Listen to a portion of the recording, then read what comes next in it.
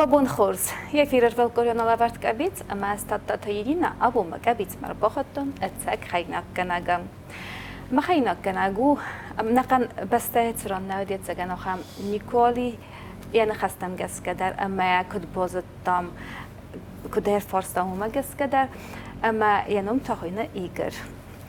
Здравствуйте, Игорь. Oda nechajna garazag abun zurdzenis horszakavzagal. Kudaj zanam oftában modalanavzagta nebeste isztúvavzaga, írónavzag mavraszakavzagal, amelyen kud bérzénag hajnak keneg. Oftában horszakal цундарадзан зуран, ама horszakal зурдзанис. Табовси, расскажите нам коротко о себе.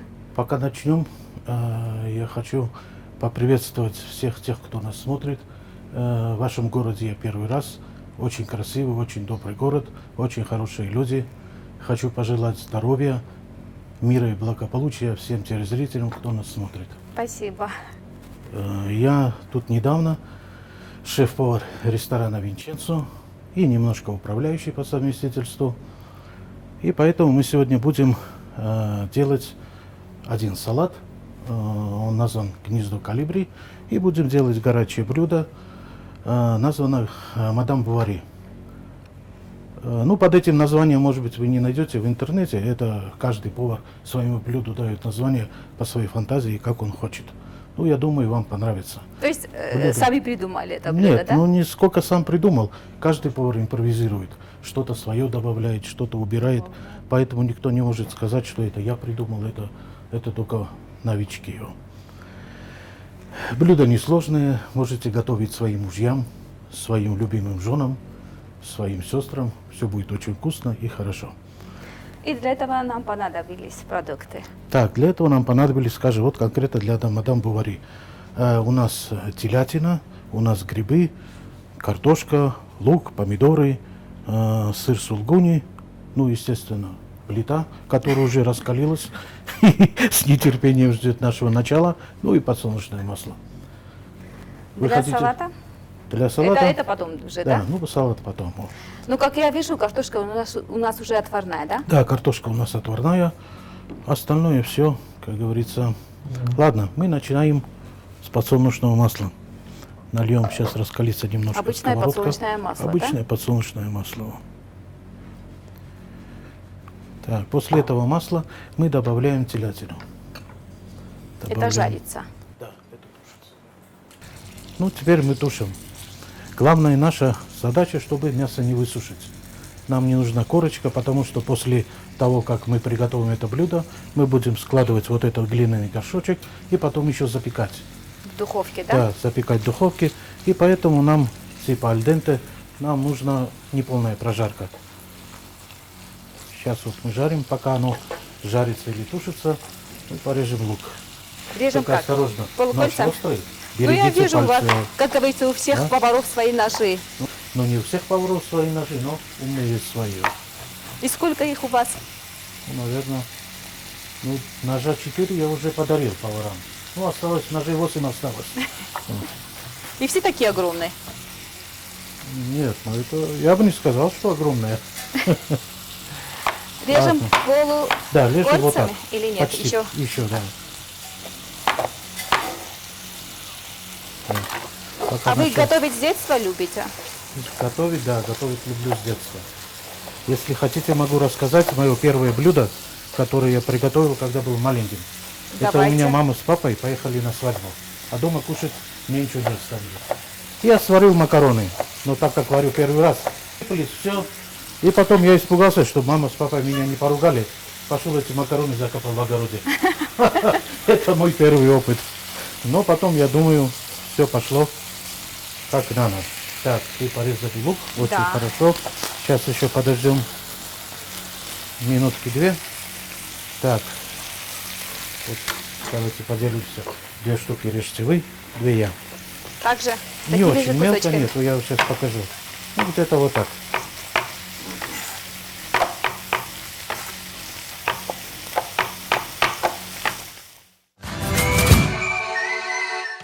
Как мы знаем, вы объездили весь мир почти. Не, ну не весь мир, но пришлось поездить, да. В основном последние лет 10 моей деятельности Я вроде как это называется грамотно, как кризис-менеджер. Меня зовут, скажем, объекты, которые какие-то проблемы, скажем, чтобы я им помог, обменял меню, обучил персонал. В основном занимаюсь этим.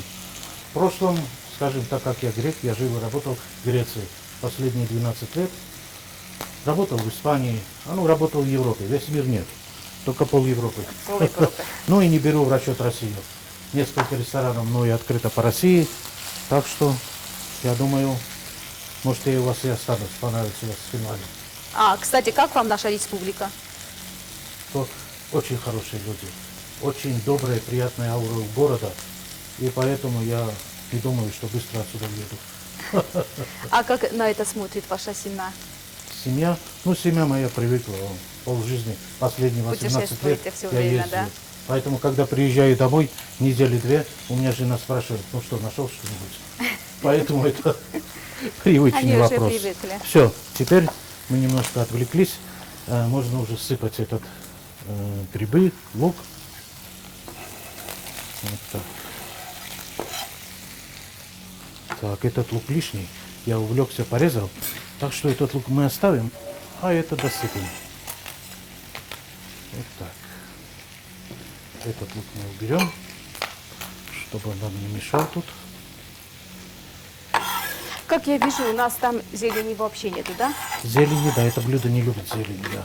А приправ тоже не любят? Приправ Сухих. только соль, перец. И все, да? Так, теперь у нас соль, перчик.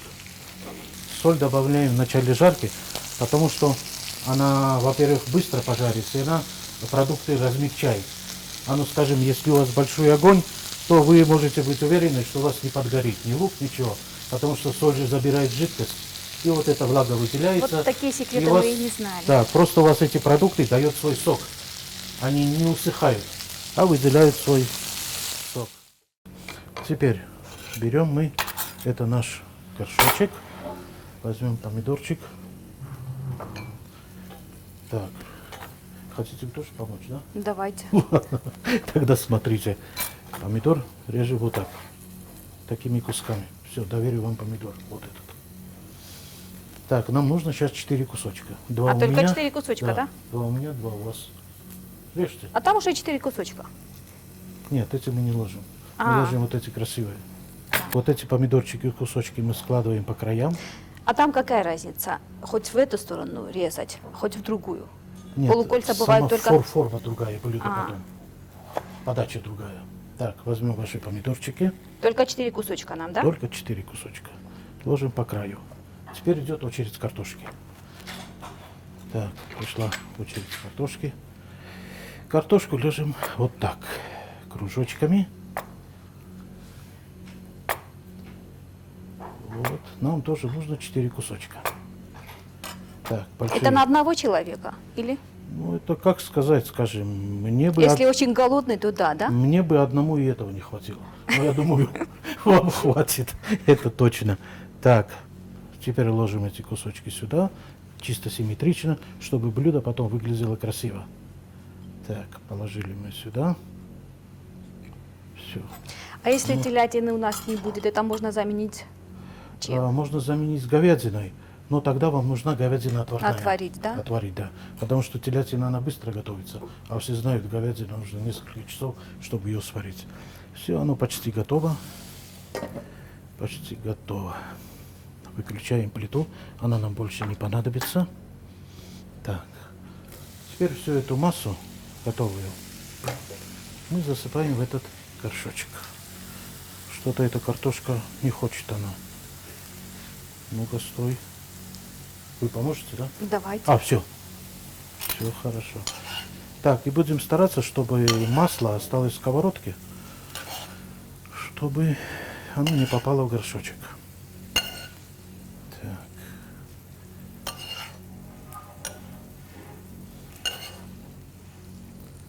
Отлично. Видите уже, как красиво? Да. А что будет потом? Так, теперь мы сверху смазываем немножко майонезом.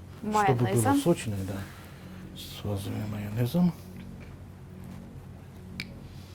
Вот так. Тот, кто любит майонез, конечно, можно А майонез без разницы какой, да? Да, без разницы, майонез он и есть майонез. Так, теперь сверху сыпем вот этот сыр. Сырочек. Сулугуни, да. Я противник моцареллы. Почему? Потому что когда моцарелла тушится, оно как на пицце, может, помните, как пленкой. И поэтому неудобно кушать. А сулугуни, он тает. И сок пускает, и он мягкий. Обычно повара дома не любят готовить. Наверное, они устают на работе и дома уже ничего не готовят. Как в вашем случае? Ну, как я прихожу с работы, когда я не в разъездах, когда прихожу, у меня жена выходит из кухни. Да? На кухню захожу я.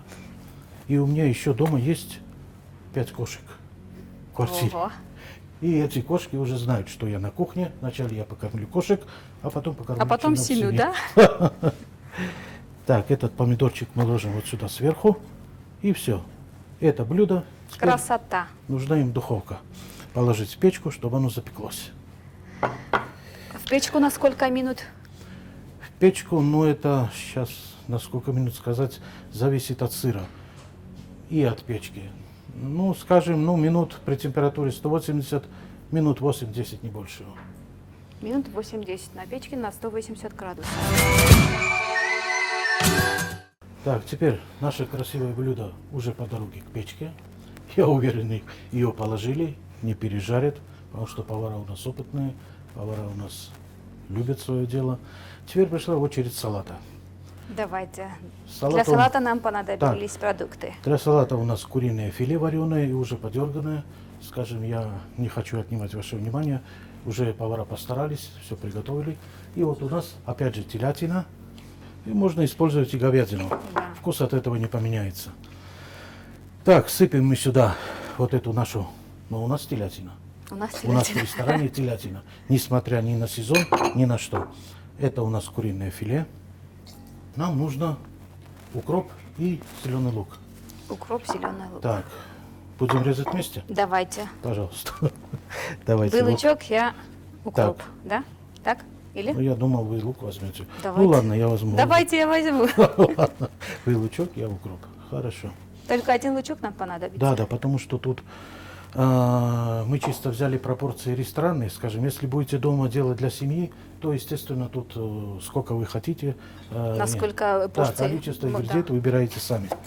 А это чисто, скажем, наша порция в нашем ресторане. Это у нас одна порция Да, это идет? у нас одна порция, да. Как мы знаем, вы шеф-повар в кафе Винчесса. Помимо шеф-повара, вы еще и управляющий, да? Ну да. Что изменилось с вашим приходом на кухню? Ну, на кухне были все хорошие ребята, ну, просто молодые, не хватало, скажем, опыта. Опыта, да? И сейчас это не только мое мнение, и мнение тех гостей, тех людей, которые приходят сюда кушать, что блюда начали готовиться грамотно. Грамотно поменялось. это как? Грамотно это по технологии, по правилам, по работа правилам. по технологическим картам. Термическая обработка. Ну, есть какие-то нюансы, скажем. У нас есть очень хороший завпроизводством технолог Лена зовут. Под ее мудрым руководством это мы все воплощаем в жизни. Ну и, естественно, скажем, не отстает от нас и официанты, и администраторы, когда видят, что уже на кухне дружный коллектив, и уже поменялось и отношение персонала к гостям, отношение к людям. Так что вам лучше проверить это на себе. Приходите с вашей семьей, с вашими близкими друзьями. Обязательно. И поэтому потом скажете, я прав или не прав. Так, мы отвлеклись. Теперь переходим обратно к салату. Сыпем этот лучок сюда. Так, после лука нам нужны вот эти огурчики. Корнишоны. Ну, если у вас их нету, это нет проблем. Можно, Ну, они скажем, и везде домашнего уже. соленья. Да. И их надо обязательно... Резать как? Резать соломкой. Скажем, порежьте вот так на 3 части. Вот так. Вот смотрите. Вот так на 3 части. И потом мы их просто режем соломкой.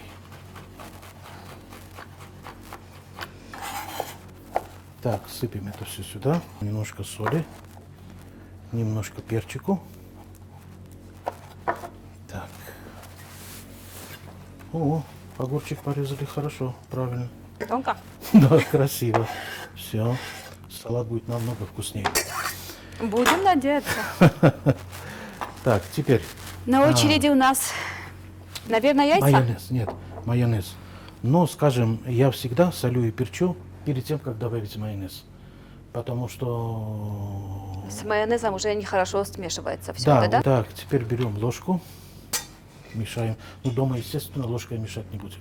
Дома все руками мешают. Да, вот мы так и делаем дома. Я тоже дома так делаю. Но так как нас смотрит весь город, мы будем работать грамотно. Так, вот так помешали. Все. Майонез любите? Да. Добавим майонезу, так как вы любите. Столько. Еще?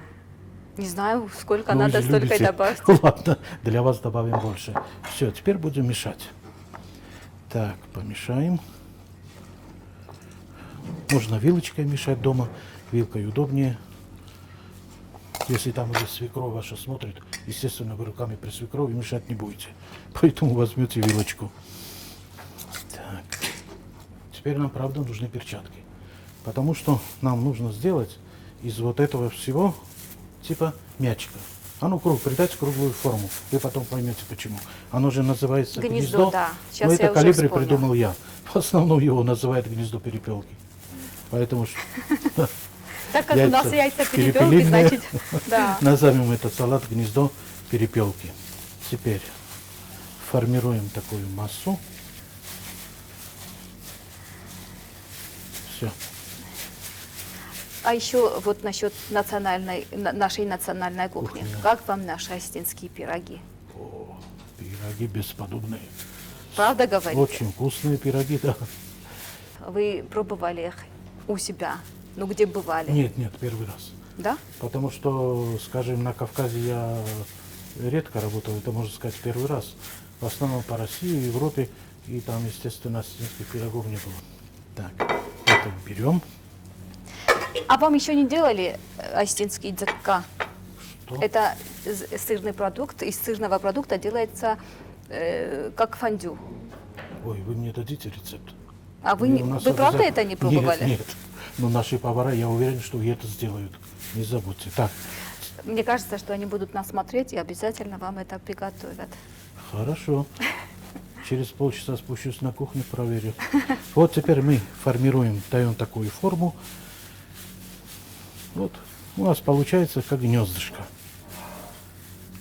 А тарелка должна быть овальная, да? Нет, тарелка это, скажем, дома какая у вас есть тарелка.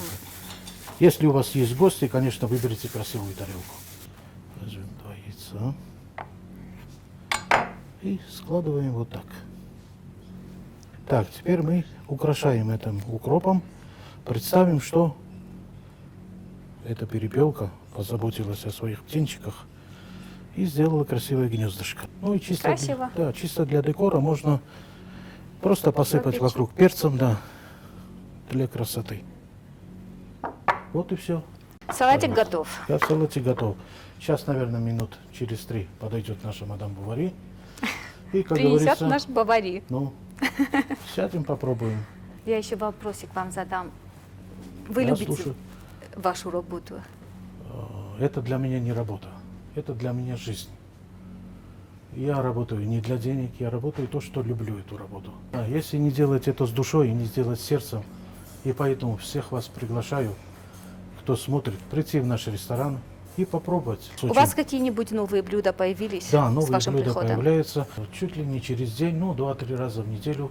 Мы как блюдо дня внедряем новые блюда. Поэтому, скажем, делаем фотографии этих блюд, не, скажем, распечатываем новое меню, но вот эти фотографии находятся в меню, и уже официанты у нас грамотные объясняют гостю, из чего состоит блюдо, как. Так что опять же приглашаю вас и ваших симпатичных операторов прийти к нам и попробовать всё. Обязательно придем. Вот наши бавари. Вот так оно, в принципе, выглядит. Сейчас Хорошо. будем пробовать, наверное. Попробуйте, может, перед камерой, чтобы было видно ваше выражение лица. Честно. Пробуйте.